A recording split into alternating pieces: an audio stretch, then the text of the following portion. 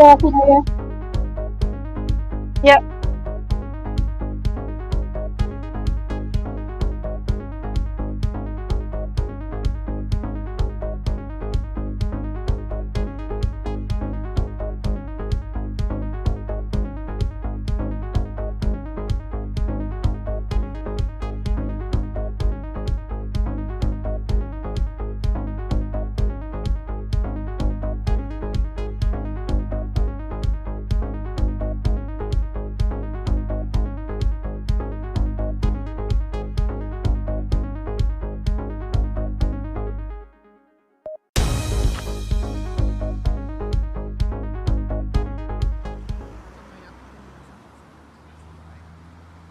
Homophobia is on the rise in the rise in Manchester.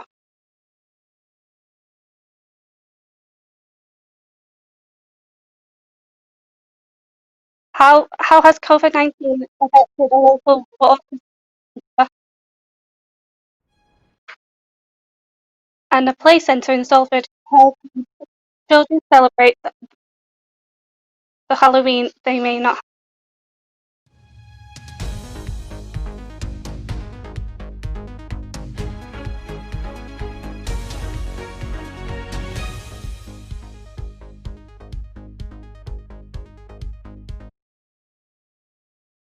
Hello and welcome to Quays News. I am Bethany Neal. Our top story today is the number of hate crimes reported to rise, including in Greater Manchester. Our reporter Ice Shelter is finding out more the impact of homophobic crimes have on residents in this region. You keep going out, there's always some new bloke, some better As the bloke backdrop just for waiting Russell for T you. Davis's And infamous those show that Queer as need Folk, Manchester We've got the might Queen just of the seem North. like the perfect place to be gay. And while Canal Street might look quiet now, the same can't be said for the police officers who deal with hate crimes. Data that suggests that people are now reporting more hate crimes to us. Hate crimes in Greater Manchester have nearly trebled in the past 5 years. And while Manchester's gay village behind me may be bustling with pride, many people here have darker stories to tell. That boy there, he beats us up because we're queer. Plenty more I could have said, Christian. Nearly 20 years on and it seems not much has changed. I'm on my way to speak to Jess and Ellie, who recently had homophobic abuse shouted at them. And at first you don't really register it, you don't think it's about you, but then I kind of realised it was directed at us. Would you ever think about reporting something like that? Because technically that comes as a hate crime. Especially experiences with police. It's so, that environment itself is really, it's involving toxic masculinity and historically homophobic, racist still is. It has been a hostile place for people who are LGBT. There's certainly areas we can improve, but we have got so much better. If you phone up and say, I want to speak to an LGBT officer, we can facilitate that for you. And while the police say they are doing all they can, it seems like the issue is rife throughout the city. For myself, when I first moved up to Manchester, I certainly wouldn't have held hands with my partner. I probably wouldn't still now. I've always been a bit wary of kissing in public, just from multiple experiences of being harassed by straight guys. But just like Queer as Folk's Stuart, that won't stop the city's LGBTQ plus population being proud. Isaac Shelton, Quays News.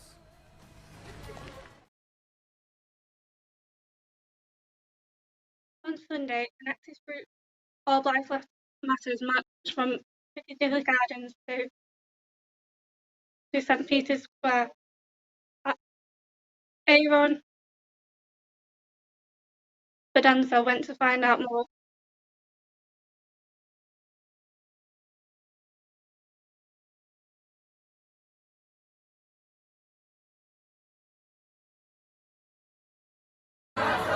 They marched around the central Manchester until they reached Piccadilly Gardens, where their speakers would share their personal experiences of racism. as well as the current issues in the community. They do raise awareness for obviously the plights we face and the history of black people and, you know, black British history. Well, not black British history, just British history alone.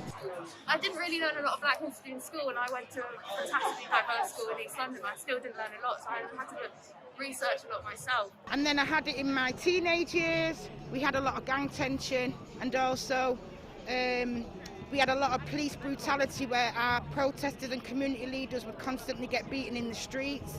So from a very young age, it's been part of me. I've got 2 sons, and they've struggled in the education system, and they've also experienced racism inside education and outside education as well, and with the police as well. So it's something that's really important to me. Well, we're the most hated race in the whole global world, and we're the most worst treated. And in the normal education system, they don't teach our history. And black history is very rich. It's our culture, and it's what we are and what we know and we've been taught. And we teach our children that. So it's really vital and important that it shines, there's a light shining on it, to benefit not just us and help us celebrate, but also to educate our next generations, and also to educate non-black people as well. We're here to support you in your right to protest. Organisations such as the Legal Observer and the Revolutionary Communist Group gave speeches to support the protest. For example, there was police violence, if a protester was prosecuted, or if they wanted to make a complaint about or make a civil claim against a police officer. The organisation wants to help black people globally and supported the End SARS movement in Nigeria, ending police brutality from the Special Anti-Robbery Squad, where young people are being targeted the most. They extort people who are walking down the street or driving down the street. They drive them to the ATM and get them to empty out their bank accounts. People who refuse to pay a bribe can be killed for as little as 10p. White people don't complain when they go to see a foreign doctor. Speakers are encouraging all people to educate themselves on black history, not just to celebrate Black History Month, but to increase knowledge and awareness. Even, you know, white people who are walking past these movements who don't think that they're involved, who don't think that we're speaking to them, we're especially speaking to them. Racism is a white problem, and therefore it needs a white solution, and white people to come up with a solution for it. This is Aaron Benzowi, Quays News. In other news, Alice Peoples went to Rados Manager about his recent online art exposition, showcasing his experience as an asylum seeker known as Down Upside. What was your favourite part about working on the Down Upside project with Pablo? With Pablo, like, because we've known each other for a while and we've been working together for a while, it's good to just focus all our crazy ideas Yeah. that we play around with onto this one piece, and now we're down to this. And then it was also an interesting way to tell the story. It's our story, even though my story was the main focus. I think it was Pablo's stories as well in many ways. Being able to bring all those elements together was definitely fun to do. How did you first become a part of like the Journeys Festival altogether? Like, they put out a call out for commission for artists. So, and at the time, me and Pablo, obviously, we were talking about how we wanted to work on a piece of art, create like a piece, like a narrative, using 3D visual art, doing the soundscape with the spoken word side of things. So we had this idea in mind, and then when we saw the commission being put out, we literally applied. We literally put a proposal together and applied literally through the channel of the Art Council. the festival, like Journeys, has obviously been very good for allowing asylum seekers like yourself to voice their, voice their feelings in a creative way. How important do you think it is for like festivals like this to exist, and do you think there should be more like this? Oh yeah, I think it's definitely very important for festivals like this to exist because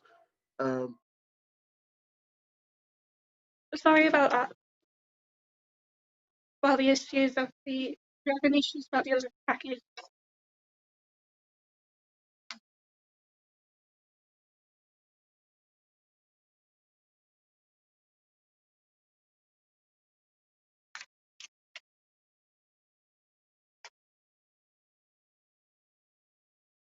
With, with 10 weeks left,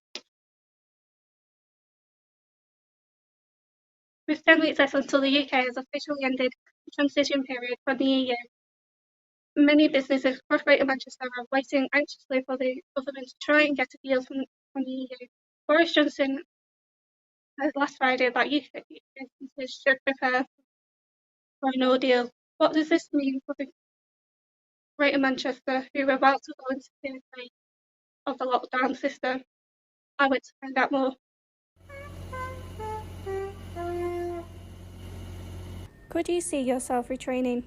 For this anonymous off-licence shop owner, this may be reality, as losing his business is more frightening than ever. He said the government has left businesses stranded and expecting small businesses like his to bounce back strong. The extent of the troubles of the business world faces is unclear to some. So do you know the percentage of businesses are reported to have lost money because of COVID? I'd say about 60-70%. It's 80%. Really? Okay. I thought it was within that region, yeah. 80? Wow. Yeah. Oh, wow. How much money do you think is predicted to be lost because of COVID and potential no-deal Brexit? Figures as in millions, then I can go billions even. I couldn't predict, but if you talk percentages, again, I'd say up there, 60-70s, it's got to be. About 100,000? It's £134 billion. Oh wow, that's a lot. £4 billion. Really? Whilst the government had hoped for a deal, it is clear that time is running out. To get ready for the 1st of January 2021 with arrangements that are more like Australia's, based on simple principles of global free trade. Now, if the EU wants to change this situation, and I devoutly hope it will, it needs to make a fundamental change in its approach. As Manchester enters a Tier 3 lockdown, it doesn't seem luck is on their side. Bethany Noon, Quays News. Prime Minister Boris Johnson has said Greater Manchester will receive £22 million to help local authorities fund, test and trace and enforce restrictions upon the region. Greater Manchester Mayor Andy Burnham is concerned about the economic effect this may have. Health Secretary Matt Hancock told the House of Commons yesterday that £6 million previously offered remained on the table. 2,000 or so pubs and bars will close across Greater Manchester from Friday, as the region goes into the highest level of restrictions after failed negotiations with Parliament. Yesterday in the House of Commons, Labour were angry about the way negotiations had been handled by the Chancellor and the Prime Minister. How does he expect families to pay the bills, to pay the rent, to put food on the table, to pay for the school lunches, when a third of their income has been snatched away literally overnight? The Prime Minister pulled the plug on negotiations and then this afternoon took 38 million off the table. What a petty, vindictive, callous response in a national crisis, Mr. Speaker. The Prime Minister may think he's punishing the politicians. In fact, he's punishing the people of Greater Manchester. But the Health Secretary, Matt Hancock, suggested that extra support was still available. Of course, we do not want businesses in Greater Manchester to be disadvantaged, so that offer remains on the table. Hospital admissions have doubled every 2 weeks in the region, and cases are said to be the highest in months. But with the lack of funding and ICU beds, many are questioning what winter holds for Greater Manchester. Emily Bertley. Now for a story on water. Our sports correspondent Liz Grattan went to Whitworth Water Ski Academy to see how they've been affected by the COVID restrictions.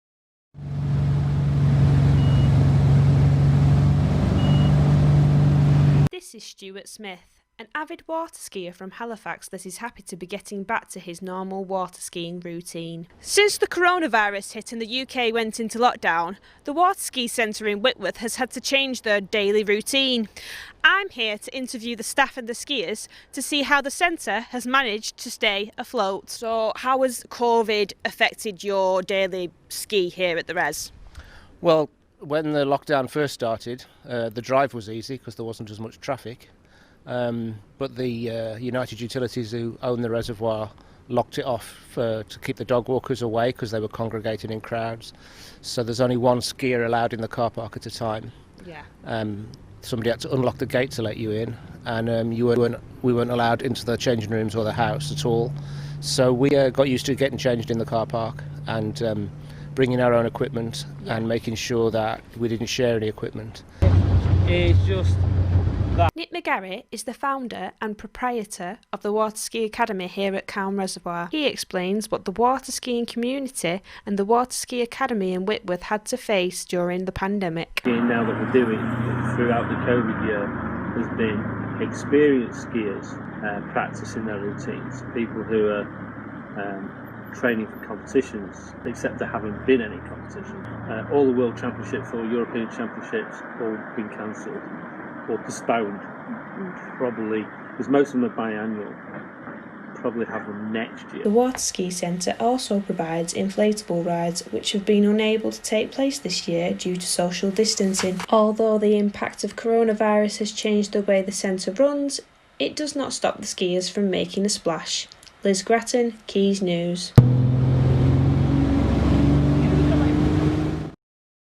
Spectre Foundation is a charity that developed by the pandemic with a group of 5 people coming together to give back to their communities. Many of those receiving their services have expressed their gratitude. Alice Peoples went to find out more. Every Thursday at 6 p.m, a group of people under the name of Spectre meet in Piccadilly Garden to give those in need a free hot meal.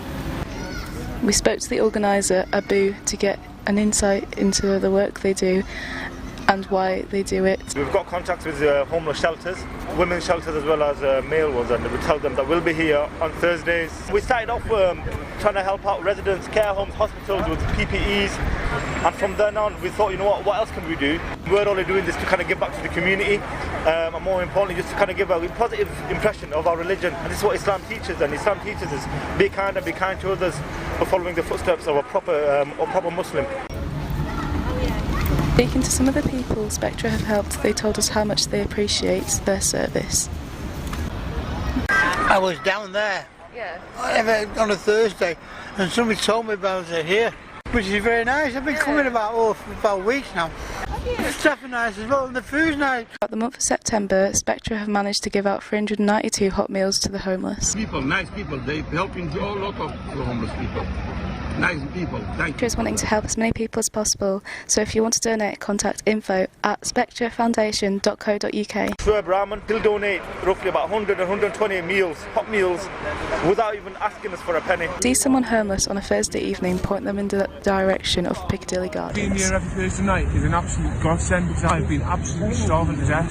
So I'm absolutely spot on. And see, you've been here, I'm lost for words.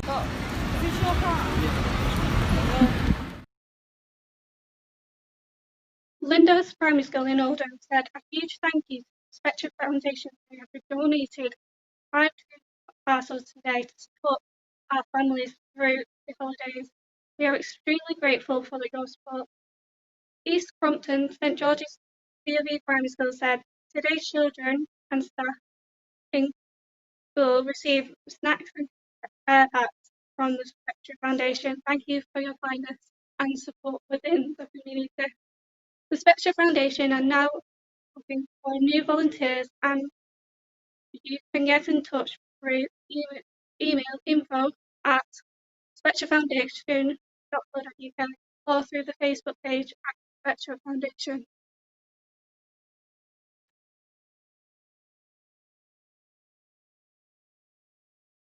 It seems like many kids will be left without trick or treating this Halloween. Before the teeth-free restrictions were in place, one Salford Play Centre was doing the best they can to make up for it. Jake Thompson went to check out more.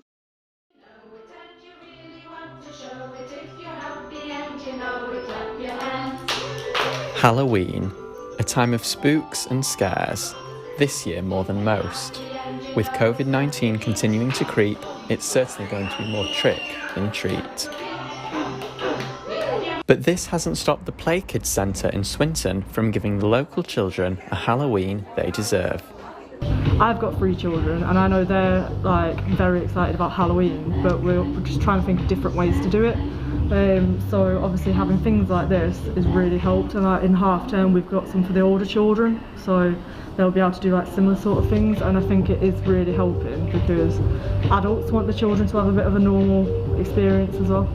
The Play Centre is offering a number of Halloween-themed sessions over the next 2 weeks, including sing-along sessions, ghostly arts and crafts, and plenty of fancy dress. With the spooky celebrations off the cards this year, these parents are glad to give their kids a little sense of normality this Halloween. It's nice that there's somewhere to come now because they've been locked in for so long.